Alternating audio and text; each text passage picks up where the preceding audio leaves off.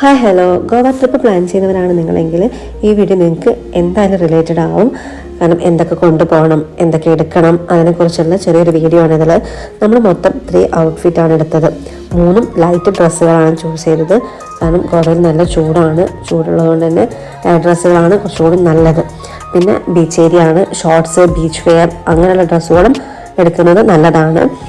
പിന്നെ sun protection മറക്കാതിരിക്കുക. Sunscreen, സൺഗ്ലാസും എന്തായാലും എടുക്കുക. കാരണം നല്ല വെയിലാണ്, വെയിലത്ത് പ്രൊട്ടക്ഷൻ യൂസ് ചെയ്തില്ല നമ്മുടെ സ്കിന്ന് കരിഞ്ഞു പോകാൻ ചാൻസ് ഉണ്ട്. സോ സ്കിൻ ഡാമേജ് ആവും.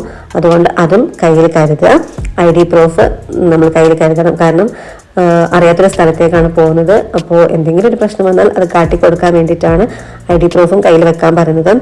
പിന്നെ പവർ ബാങ്കും ചാർജറും അതും കയ്യിൽ പിടിക്കുക. കാരണം നമ്മൾ ഫോട്ടോസൊക്കെ എടുക്കുമ്പോൾ ചാർജറൊക്കെ തീർന്നു പോകാനുള്ള സാധ്യത കൂടുതലാണ്. അപ്പോൾ അതും കയ്യിൽ കരുതുക. പിന്നെ നിങ്ങളുടെ ഹെൽത്ത് ഇഷ്യൂസ് എന്തെങ്കിലും ഉണ്ടെങ്കിൽ അതുമായി ബന്ധപ്പെട്ടുള്ള ഒരു മെഡിസിൻ ബോക്സും ചെറിയ രീതിയിൽ നിങ്ങളുടെ ബാഗിൽ ഉൾപ്പെടുത്താൻ ശ്രമിക്കാം. കാരണം നമ്മളെല്ലാ പ്രിക്കോഷൻസും എടുത്തു പോകുന്നതായിരിക്കും കുറച്ചും കൂടി ബെറ്റർ.